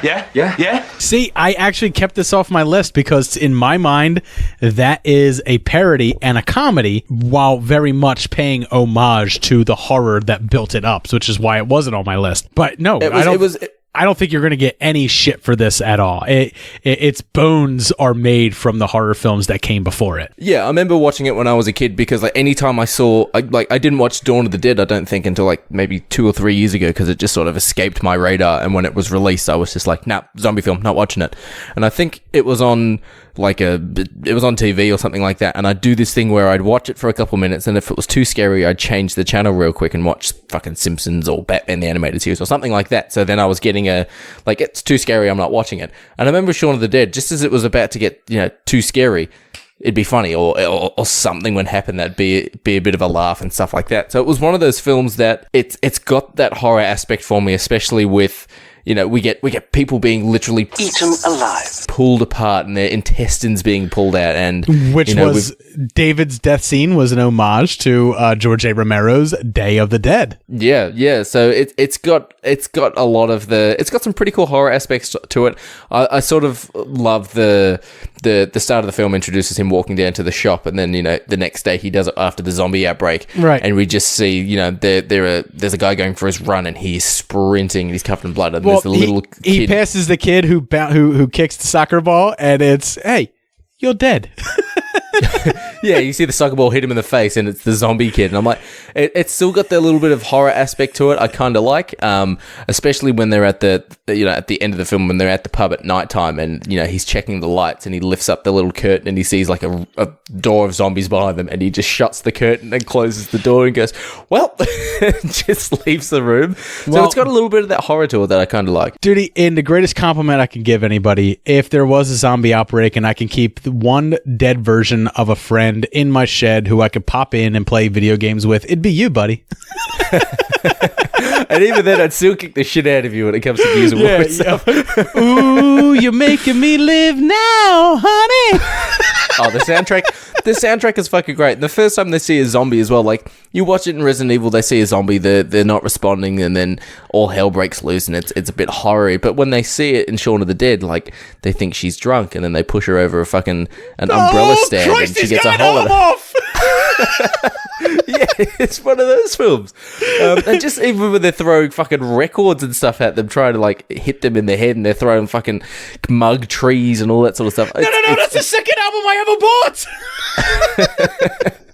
It's a great film. It is, of course, more of a comedy than a horror. I 100% get that. But this is the film for me that sort of like Freddy vs. Jason was in regards to introducing me to horror slasher films. This was the film that introduced that you can have a horror film, but you can also introduce really good comedy aspects, or even have that bit of a spoof, like Tucker and Dale versus Evil. Oh, that's I love a great that movie. film. It's so That's good. a great film, and that's ton of sort of fun. like a sort of an Americanized. It's not zombies, but it's a little bit like Cabin in the Woods. It's that funny, it's, where horror sort of style. Where that's paying a lot of homage to a lot of like the zombie films that came before Shaun of the Dead. Tucker and Dale versus Evil is paying a lot of homage to American horror films, slasher films that came before it, and playing on the tropes that were in there and using it to comedic effect. That's exactly what Shaun of the Dead did. Obviously, one of my favorite films, of modern history.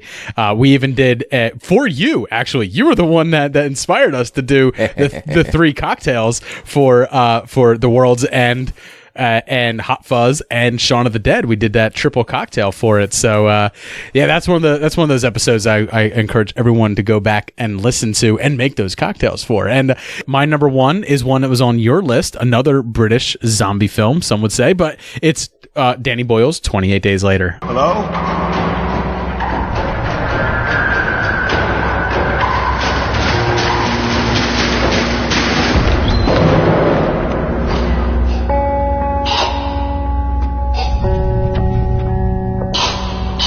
Water.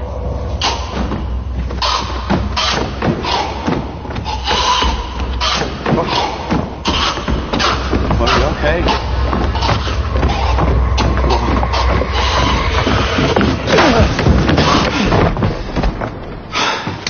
Oh, I shouldn't have done that. Shouldn't have done that.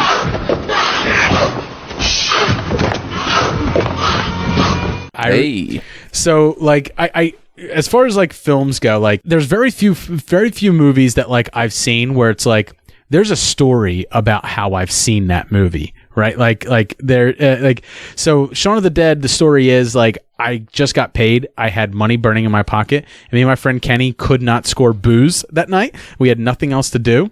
It was 2004, so we went to Walmart. I drove us there, and I was like, let's just pick out a movie. And we were going to buy like an old classic that we hadn't seen in a while that I didn't own yet. But we saw this movie, Shaun of the Dead, and we picked it up, and we took it back to my house, and we watched it twice in a row. While sneaking liquor from my dad's cabinet. That's a story you don't necessarily get now, because not to sound fucking old, but back in our day, you'd go to Walmart, you'd go to Kmart, you'd buy a random movie you saw on a shelf, and that was it. Like, and if it sucked, you stuck with it forever. Exactly. And now it's like, oh, I watched it on Netflix, or I watched it on Amazon Prime. Like, no one's buying. Right. No one's going to have those stories anymore. Your Discovery story suddenly becomes not so good. But I remember like the way we watched it, because we couldn't score booze, we watched it at my house in my room, but we were sneaking down to my dad's liquor cabinet and like trying to find like small like little bottles of things that no one would notice missing. Airplane or like bottles. pour a little bit here and there, go up and watch, and we watched it twice in a row. And by the end of that, we were quoting it. So for me, 28 Days Later is very much like a similar story. Me, same friend, Kenny. Like we went to the theater. We didn't know what the fuck to see. 28 Days Later was there. I remember, we didn't have the internet to look at it. So I remember going up to the counter and being like, 28 Days Later, what's that? And the guy's like, like British zombie movie. And we're like, zombies? All right, we're in. So 2 tickets, please. So we go in, we watch it, and fuck, I was blown away. Little did I know that like a few years later, I was going to read The Walking Dead, which was going to start off exactly like this. But I absolutely love this film. I absolutely love the cinematography in it. I think that's like my favorite part, is just the tone and the way the film looks that sets up the whole rest of this movie.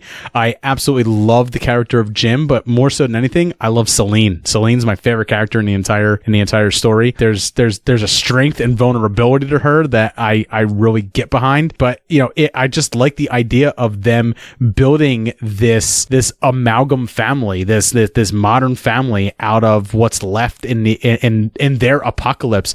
But the scene that like really drew me in the most was when Jim is captured and they're going to throw him over the wall and just let the zombies have at him, right?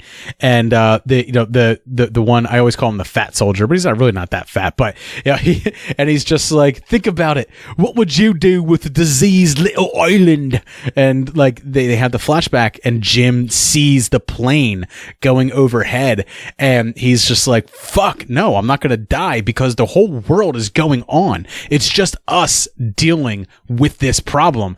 And it's like this moment where the person you've been following, who has been a traveler in this story, he's just been taking the journey with everybody else. He's very much been, while he's been our main focus point, he's very much been our vehicle into this story. He's been our focal point. He's been the one that we recognize and resonate with. But in that moment, he decides to become a hero. He decides to become a person who fights and doesn't just take the ride. There's a moment where he snaps, and from that point on in the film, it is brutal. And it's not the brutality that's coming from the infected on the outside. It's the brutality that our main character is willing to perform to protect the thing that he is now holding most precious to him. And it's the relationships that he's built over this journey. And like, I remember watching this film, and by the time I was done, I was like, oh fuck, I love this fucking movie. Like, I love this movie. I even like it enough to like. What did you think of the sequel? Yeah. I still like that too.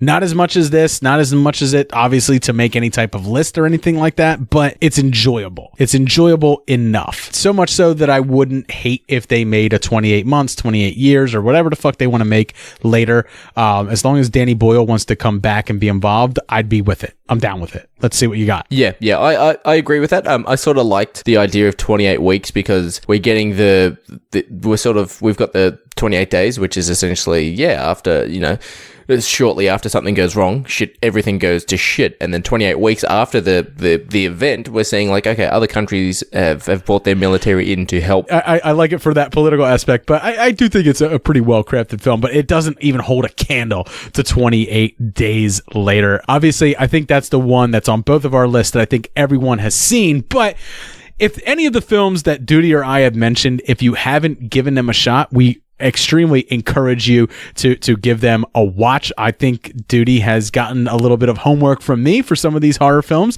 I've gotten a little bit from him as well. So reach out to us on the Facebooks, on the Twitters. Jay runs our Facebook. It is Super Movie Bros Podcast on there. Let us know what your top 5 is, horror film from 2000 to 2009. You can reach out to me on Twitter at Super Movie Pod and let me know what your top 5 is for 2000 to 2009. Obviously, I got to give a big hand to our guest, my good friend Dudi, over at the Shaken Not Nerd podcast and Shaken Not Noob. Dudi, do yourself a favor, man. Plug yourself deep. Yes. So deep, the sheer fucking degradation. So Shaken Not Nerd is the podcast I'm on. On Mondays, if you search into your podcasting app of choice or Spotify, look for Shaken Not Nerd. On Mondays, we release movie episodes. So our most recent one that I was on was the review of Joker. By the time this episode releases, there will be an episode that it'll essentially be run by our 2 other co-hosts, Ian and Ollie, because everyone else on the show is at PAX, so we're too busy. So I have no idea what that is. Apparently it's a secret episode. But on Mondays we do movies, so we catch up on news, very similar to of course Super Movie Bros. So we catch up on some news, we talk about essentially what we've been watching and stuff like that. And then on Fridays, you guys do something we don't do on the show. You guys talk about Uma Thurman's.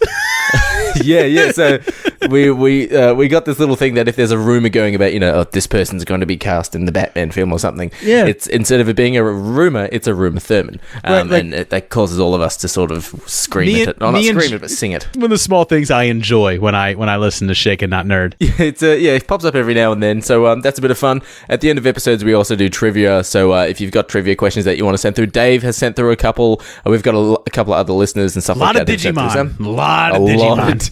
Digimon questions are the questions to go for because no one, a lot of our, there's 5 of us in total, including me, and a lot of them don't watch Digimon or never watch Digimon. It makes me laugh because I never even got into Pokemon. So like when I hear like Digimon questions, I'm like, you're going into a rabbit hole that I can't even fathom, let alone follow.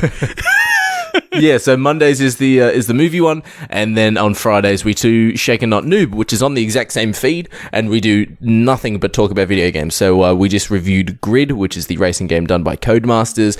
We did Ghost Recon Breakpoint, and of course we'll have Star Wars to talk about. And I'll actually have some pretty cool things to talk about Star Wars that's in the pipeline. So hopefully some Q&A questions going out to EA and Disney. So let's hopefully see where that goes. All right, man. So definitely check out Shaken Not Nerd and Shaken Not Noob on the same feed. Just search either one of them in your preferred podcast listening app and just start binging those episodes, man. And subscribe, follow all the rest of them. If you're enjoying this show, make sure that you subscribe to it so that you get every new episode as it's released. And please, please, please, any way that you can, leave us a 5-star review on whatever app you listen to. If your app doesn't allow, if your preferred listening app doesn't allow you to listen to episodes, just, you know what? Just send us a message. Just reach out to us. Just say, hey man, really enjoying the show. Because I got to say, we had someone reach out to us earlier this week. His name was Richard. He reached out to Jay on Facebook. And honestly, what he had to say just made me feel so good, because me and Jay recently have been just going through like our content and stuff like that, wondering whether we're hitting people the right way, whether we need to change anything. And, you know, he told me that recently he discovered our podcast. He loves the fact that Jay catches hell from me, and he absolutely resonates with Jay a little bit. But he also likes the fact that he has a lot of knowledge and sings and is the loud guy, so he gets in with me. So he's a kind of a mix of both of us. He actually watched Zodiac on our recommendation and really enjoyed it and was still buzzing about it days later, which I'm very happy that we were able to recommend something that someone hadn't seen and they really enjoyed it. But, you know, he just wanted to say that all he was going to do was be recommending the show to more of his friends that like movies, and his podcast, you know, his podcast app that he listens to doesn't allow reviews of podcasts. So he just wanted to reach out to us to show us how much he appreciates the show. So Rich, I want to thank you so much just for reaching out to us. I don't need your review. I don't need anything else. I just need you to tell me that you're enjoying the content that we've been putting out for 3 years. And that makes me feel good. And I'm going to stop talking about it now because I'm going to start crying, and I don't want to be the guy that cries on his podcast because I am that guy. I'm a sappy motherfucker. That's the thing as well. Like, by getting more, you know, if you're enjoying the show and you're recommending it to friends, that starts you and your friends talking about the show, and then you contact Dave, and then essentially all of you are having a giant conversation on, and then what do you think of this casting for Batman? What do you think of the new Star Wars film? And it's providing your input to the show, so then they're providing your personal topics and discussions into the show. That's it. Just interact with us. Like if you can't leave a review or you just don't you don't have the need or the ability to join the Patreon, then that's fine. Just reach out to us. I mean, that's really all we're looking for. Is we do this to be heard, not because we think that we're have some sort of superior opinion and stuff like that. We're just trying to reach out to the world and have a conversation. So when you reach out back, it goes a long way to making us really want to keep doing what we're doing for you guys and for ourselves. So I want to thank Richard a lot for leaving that to us. Make sure you're checking out Shaken Not Nerd, Shaken Not Noob. And that's it, man. That's it for Super Movie Brothers tonight. I want to thank you guys for listening. Have a great night. Cheers. Cheers.